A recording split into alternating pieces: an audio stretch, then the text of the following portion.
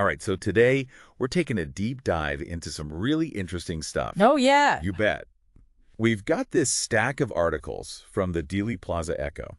Okay. And for those who might not be familiar, Sure. it's a British journal that's known for publishing, JFK assassination research. I see. Specifically, articles that like to challenge the official narrative. Oh, okay. Interesting. So we're going to be exploring some of the most contested details surrounding Lee Harvey Oswald. Yeah. And the evidence, or lack thereof, that links him to the crime. So this is going to be good. I can already tell. What have we got? Well, first up is a book review. Okay. For No Case to Answer. Interesting. And this book dives deep into arguments that support, like conspiracy theories. Oh, wow. So we're starting off with a bang. That's going to offer a really unique perspective, don't you think? Yeah, like we're looking at the case through the lens of alternative theories, right? That's good. So kind of like having a roadmap to all the different possibilities. I like that. All right, then we've got this article about Francis W.H. Adams. Okay, who's he? Well, he was the very first lead investigator for the Warren Commission. Oh, wow. And for those who don't know the Warren Commission, it was the group tasked with investigating the assassination, right? Right, and his time on the case was super short. Really? How short are we talking? Only 16 days. 16 days. That's it. That's all he got. There's got to be a story there. I mean, something must have happened. Makes you wonder, right? It's like he might have found something that made somebody really uncomfortable. You think it was a cover-up? Oh, it definitely feels that way. Like he got a little too close to something someone didn't want out in the open. Yeah, makes sense. So what else do we have? I'm already hooked. Well, speaking of suspicious circumstances, we also have Oswald's dependency discharge from the Marines. Oh, right. I've heard about this. The official story is, he needed to take care of his injured mother. Yeah, seemed plausible on the surface, but... But there's this article by Ulrich Rosemann that paints a very different picture. Really? What does it say? Well, he really meticulously takes apart the timeline and just points out, like, glaring inconsistencies.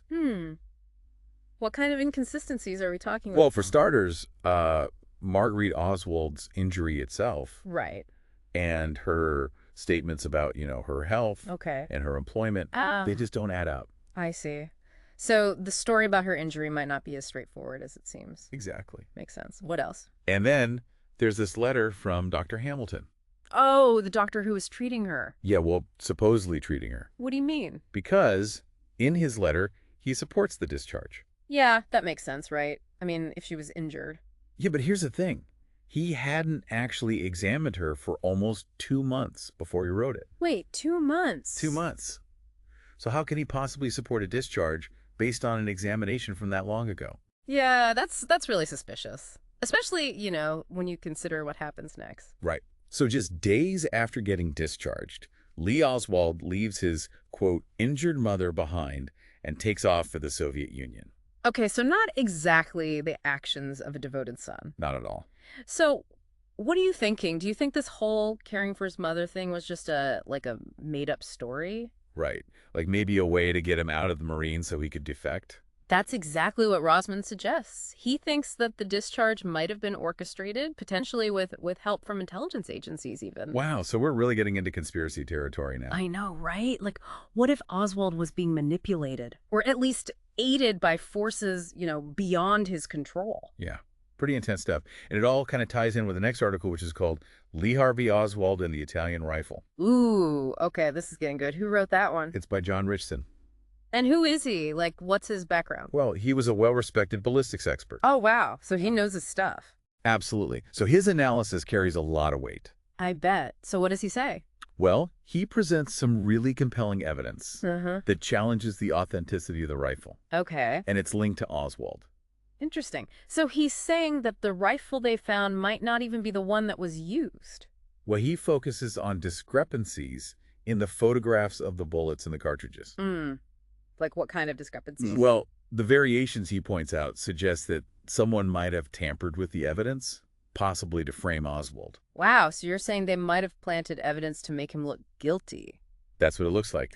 And he really delves into this technical analysis of the bullet markings, the inconsistencies in the unfired cartridge they found at the scene, and the differences between, like, the MS and MC cartridges. Hold on. For those of us who aren't ballistics experts, Yeah, good point. can you break down what MS and MC cartridges even are? Absolutely. So MS stands for Mannlicher-Carcano, Okay. and MC stands for Mannlicher-Carcano. Okay, and what's the significance of that?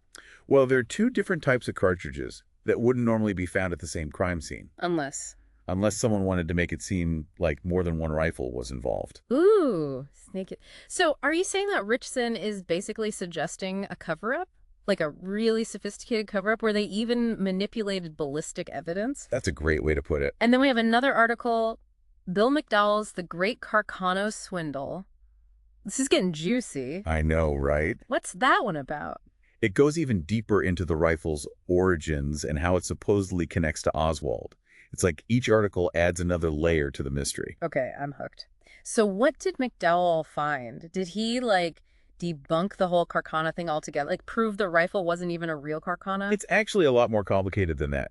He basically traces the entire journey of this specific Carcano rifle. Whoa, really? From its manufacture in Italy all the way to its arrival at Klein's Sporting Goods in Chicago. Wow, talk about a paper trail. Yeah, he really did his homework. And the trail is pretty twisty. We're talking about multiple companies, weird details about contracts, requiring identifying markings to be removed, even a shipment of Carcanos that was seized by U.S. Customs. No way. Yeah. So with all of that going on, it makes you wonder, if it's even possible that this specific rifle ended up at that exact store just by pure chance. You're thinking it's way too convenient. Way too convenient. It's like someone wanted to make sure it landed in Oswald's hands. And here's the thing, right? This whole thing gets even crazier. Part 3 of Oswald's post office box application, the document that would have either proved or disproved whether he could actually receive the rifle at that address, well, it vanished. Seriously. It's like something out of a spy movie. The one key piece of evidence just disappears. And legally, that's a huge deal. It really points to evidence possibly being fabricated. Oh, absolutely. But, in fairness, the Warren Commission did offer an explanation. Okay, I'm listening. How do you explain away a missing document like that? What did they say? Well, they based their explanation on the post office's practice of leaving, notices for packages, regardless of who is authorized to collect them. Right. So they were basically saying that even though a Heidel, the alias Oswald used, wasn't on the application officially, he still could have picked up the package. That's convenient. Right. A pretty convenient loophole. So did anyone challenge that explanation? Oh, McDowell definitely did. Oh, so? He dug up some evidence that completely contradicts their claims. Really? Now I'm dying to know, what did he find? What kind of evidence could contradict something like that? So he went back to those postal regulations. Oh, okay. And he discovered that the postal manual very clearly states that Part 3 of that box rental application, the one that lists, who's authorized. Right. Has to be kept for 2 years after the box is closed. Okay, so the form should have been around. Exactly. But it disappeared. What happened to it? Well, that's the big mystery, right? The postal inspector who testified at those Warren Commission hearings, a guy named Harry Holmes, he swore under oath that the document had been destroyed. So, gone. Kaput. But here's where it gets really interesting. Okay, lay it on me. McDowell found these statements made by both Holmes and the FBI after the assassination. Right. That could only have been made if they had actually seen that Part 3. Wait a minute. They're saying it was destroyed, but they're talking about it like they saw it. That's right. That's a huge contradiction. It sure is. And it gets even more suspicious because those statements included details about A. Heidel being an authorized recipient, which we know wasn't true. Right, because of Part 1 of the application. So not only did they lie about it being destroyed, they lied about what was on it, too. It certainly seems that way, yeah. Like they were creating this fake trail, right? Oh, yeah, definitely. Trying to make it seem like Oswald could have gotten that rifle legally.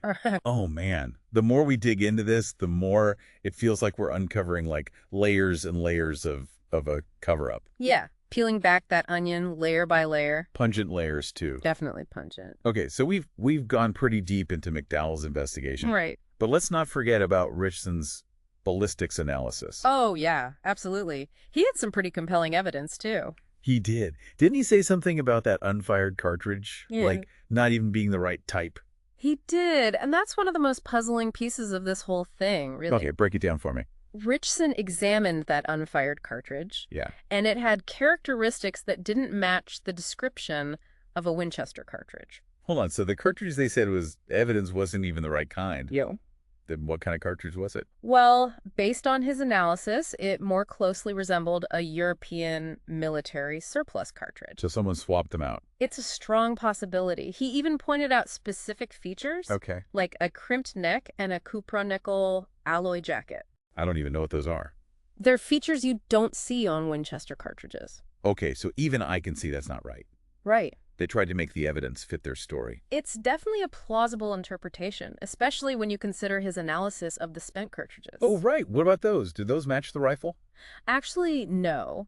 The measurements of those spent cartridges more closely resembled those of a 6.5 by 5.4 millimeter Mannlicher-Carcano cartridge. Hold on. Another cartridge. Another one. There are like 3 different cartridges flying around in this case. It's getting ridiculous. Yeah, it gets pretty wild. And keep in mind, Richson wasn't just some amateur. Yeah, he was a respected expert. This wasn't just like a hunch. Absolutely. He called it massive evidence fraud. Wow.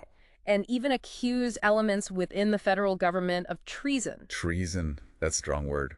It is.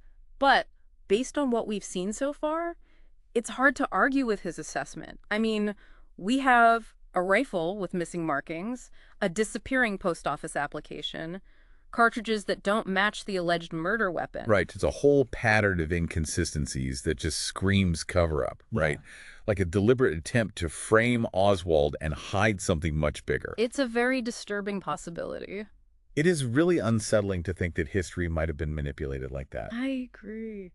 But that's why these deep dives are so important, right? Exactly. They make us question everything. Yeah. So where do we go from here? What are we supposed to make of all this contradictory evidence? It really does feel like that, doesn't it? Like we've been given this puzzle, but half the pieces are from something else entirely. Yeah. How do you even start to make sense of it all? It's a lot to take in, for sure, but I think the biggest takeaway is that the evidence in this case, it's so much more complicated than the official story suggests. You know, reading about these discrepancies is one thing, but when you really hear it all laid out like this, it really hits you, Yeah. how much we might have been misled. It's almost a betrayal, isn't it? It is. Like, we trust these investigators to give us the truth, especially when it comes to something this big. Especially something like a presidential assassination. Right. These articles, they just make you question the whole investigation. I really do. Like, if they were willing to mess with evidence, to make up stories in this case, what else might they have covered up? Exactly. That's a scary thought. It is. And it really brings up a bigger issue, too, about, transparency and accountability. Oh, absolutely. If we can't trust the official story, then where do we go for the truth? Right. That's the question. It is. It feels like the more we dig, the more questions we have. That's often how it goes. But maybe that's the whole point of a deep dive, right? Yeah. To challenge what we think we know. For sure. And to think critically. Exactly. We might never know what really happened in Dallas. Probably not, huh? But at least we're starting to see the cracks in the official story. That's a great way to put it. Yeah. These articles, they might not have all the answers. Yeah. But they give us the tools to, to question what we're told. Right. It's like we've been given a magnifying glass and a flashlight to go explore on our own. And who knows what else is out there, right? Exactly. This deep dive into Oswald's discharge, that Italian rifle, the ballistics, it's been a real eye-opener. It really has. It shows us that there's always more to the story than we see at first. And sometimes the most important discoveries, they're not in the headlines, They're in the details, footnotes. It's like a reminder, to never stop questioning. Keep digging for the truth. Yeah, no matter how uncomfortable it gets. Absolutely. So to everyone listening, we encourage you, keep exploring, keep asking those questions. Keep an open mind. Because the truth, as they say, is out there. It is. But it's up to us to find it.